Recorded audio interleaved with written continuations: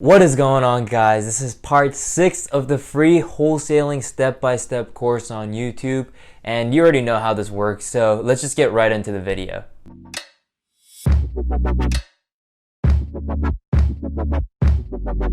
Alright, so in this part, it is really important that you utilize the networking part that you did early on. I believe that might have been in part 2 where we talked about how you can go ahead and network with buyers, but this is where it comes to fruition. So before you go ahead and call all the people that you've networked with and you go ahead and say, hey, I found this property, let's see what we can do, what you're gonna wanna do is figure out what you wanna sell the property first for. And the way you do that is you do some financials. Alright, so when you're doing financials, it's really important to understand that every single investor is different. One investor might be looking for a buy and hold, another one might be looking for a fix and flip, and one might be looking to do a BRRRR. So every one of them has different goals and different strategies, and the best you can do is to present them with the financials that is the most accurate and what makes the most sense to them. And the reason why it's important to do the financials first is so that you know exactly what to price the property that you just got under contract to your investors. So let's say you got a property for $30,000 and you're thinking, okay, I want to put a $10,000 wholesale fee on it, and then I want to sell it to investors for $40,000. And yes, you can go ahead and do that, but you first want to make sure that it actually makes sense for the investors to buy it at $40,000. And if you did the math right when you're sending that contract out to the seller when you got the property under contract, you should be okay, but you should run your numbers again just in case, just to make sure that the investors are actually able to make money, because obviously that's why investors are buying these properties, right? To make money, and you want to make sure that they do so. So make sure you do the financials and you can see how much you can actually put onto the property from what you got it for, and you can put your fee on it and see what you might want to be able to sell it to your investors for. And this is why that networking part with the investors is really important, because those investors might tell you, hey, I'm looking to have anything above a 10% cap rate. Or someone else might say, hey, I'm gonna buy it with financing, so I want to make sure that it's above 13% cash on cash return. If it's above that, let's make it work. And a fix and flipper might come to you and say, hey, if the fix and flip potential is above $15,000, I'm ready to go for it. And so that's why it's really important, because let's say you put a $10K wholesale fee, and for the investors, it might not work for them. They might be like, I actually need it at 38. And so at that point, yeah, it's close, so that's perfect for you. But if they say something like, I need it at 32,000, then you only can put a $2,000 wholesale fee on that, right? And that's not something that you would like. Obviously, it's not as much as you thought it would be. So then that way you can go back to the seller and also renegotiate the price to reduce that price that you actually got that property for, and make sure that you get a little bit of a bigger spread as well. But here is the financials that I go ahead and use, which I can go ahead and drop down in the description below so that you can go ahead and use it for the financials to show the investors that, hey, you can actually make this much, or you can use it yourself as well so that you know what to price your properties at. Alright, so here is the single family financials template that we use. Obviously it has our logo and everything, but pretty much what you're going to be doing is you're going to be changing the purchase price here, and you're going to see how that affects the number here in the cap rate and the RRI here. And if this sheet is too complicated for you, there is another way that I can show you, but this is just the way I like it because it's the most accurate, and this is exactly what we use. So really how this document works is all the portions highlighted in yellow, those are the numbers that you can change. So a lot of investors might say, hey, I want the management fee to actually be 15% because that's what my property manager charges me. Or they might tell you, hey, my maintenance fee is actually going to be 10%, that's what I account for, so you can change it to that. And really here, you want to continue adjusting this purchase price and see how that affects the number here. So for example, if I change this 52,000 to, let's say, 40,000, then you can see over here, the number just changed from 15 to 20. So those are things that you're gonna have to want to account for. And if your investor wants a 20 cap, then you have to be able to sell it at 40K, right? And if you got the property at 30K, great, then you can put a 10K assignment fee and just sell it for 40,000 so that you make $10,000. And it makes sense for the investors. But obviously, if they say I want 25%, then you might have to bring your purchase price down to 35,000, which means you only make $5,000 on that wholesale fee. So these are things that you definitely need to account for when selling to investors. But again, I can go ahead and make this available for you guys in the description below.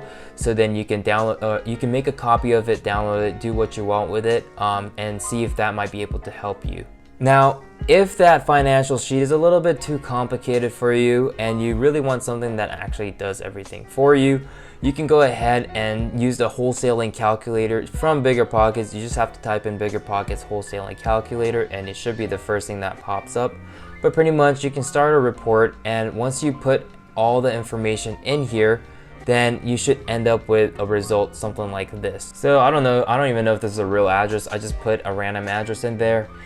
But once you go ahead and input all the information, the purchase info, rental info, these are the kinds of results that you'll get. So you'll see this is the max offer that you should give to the seller. This is what the landlord, your investors ROI is, your investors price that you want to sell it to, and this is your wholesale profits, right? So this is pretty much saying you want to get it under contract for $11,700 with the seller, and you add in your $10,000 wholesale profit, and you want to sell it to your investor at this price, $21,700.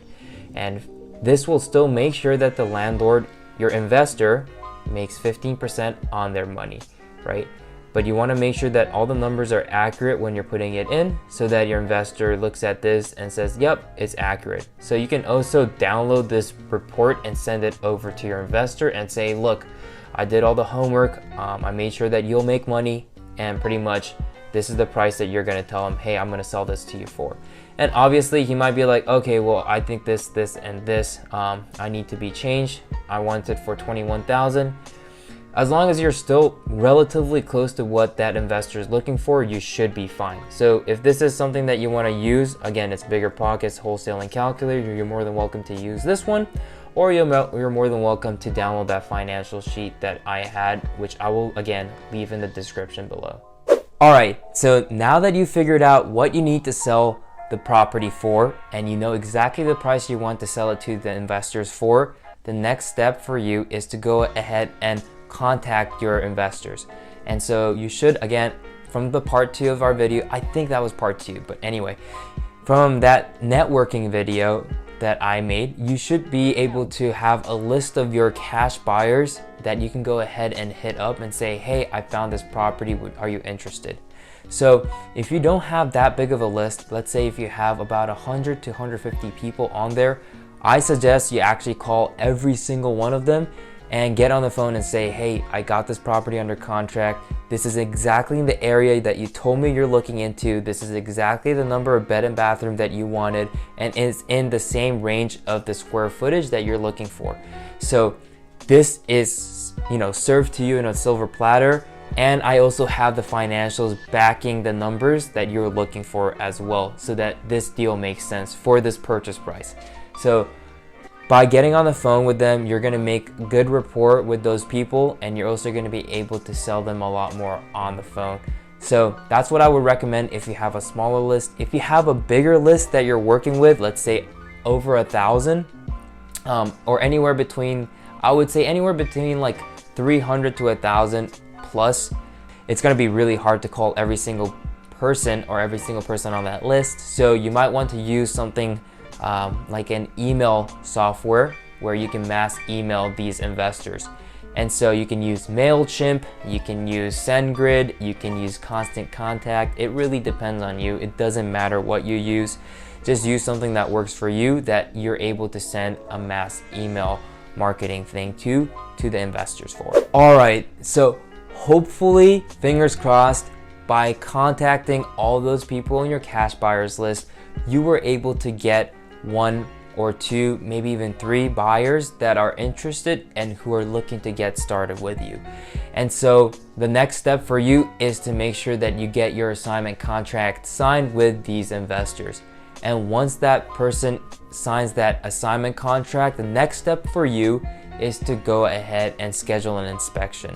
So you first want to ask your buyer what time that they are able to send in their inspector or contractor into the property, if they even want to. I would say majority of the time your investors are going to want to send someone to that property. So you want to make sure that they're able to send that person in at a specific time. Once you get that time from them, you can go back to the seller and say, okay, this is the time that we want to go ahead and send an inspector or contractor in. Does this work? And this is really going to be your job to schedule that inspection and make sure that the time works for both parties. And from there, you can go ahead and continue with the transaction. So something that you can also put in an assignment contract to make sure that the buyer is serious and the buyer is ready to move forward. You can also collect an earnest money deposit or an EMD from them that says, it's non-refundable, $1,000, but it will go towards your property at closing, so that way if they do back out for any reason, you do at least walk away with something. And it makes sure that the investor is committed, and it makes sure that the buyer is also willing to make this work between you guys. So that's something that you can also put into your assignment contract. And once you've gone ahead and spoken with the buyer, they're comfortable with the price, they want to send in for an inspection, and if that inspection does go well and everything is going according to plan, hopefully, first I want to say congratulations for actually getting that assignment contract signed, because it is a very, very difficult task, and it was very exciting too if you first start out in wholesaling. But make sure that you're in constant communication with not only the investor, but also with the title company and also with the seller, so that you are coordinating with each of them to make sure that you can close on time and on the closing date that everyone is agreed upon. So something you want to check with the closing attorney or title company when you send the assignment contract over to them is you want to make sure that they send over the wiring instructions, so that wiring instructions to send that earnest money deposit from the investor as soon as possible, so that the next day or a few days later you can actually follow up and say, hey, have you sent in that earnest money deposit yet?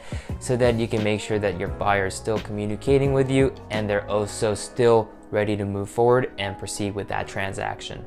So that is pretty much it for this video. I hope you guys enjoyed it. It's really simple, this part, so making sure that you know exactly what to price your property at to the investor so that they make money as well, and making sure that when you get the assignment contract signed, you give it to the closing attorney or the title company to help you facilitate that transaction process, and also making sure that you're following up with both parties, and actually not only the investor and closing attorney or title company, but also with the seller, so that you guys are able to close at the agreed upon date.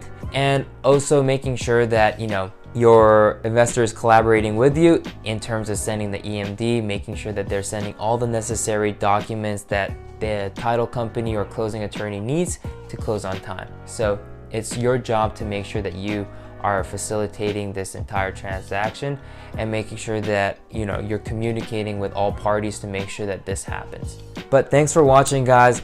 Hope you enjoyed. Make sure to check the financial sheet in the description below, again, if you haven't done so already, and let me know if you have any questions. I'm more than happy to answer them. So see you on the next video. Peace.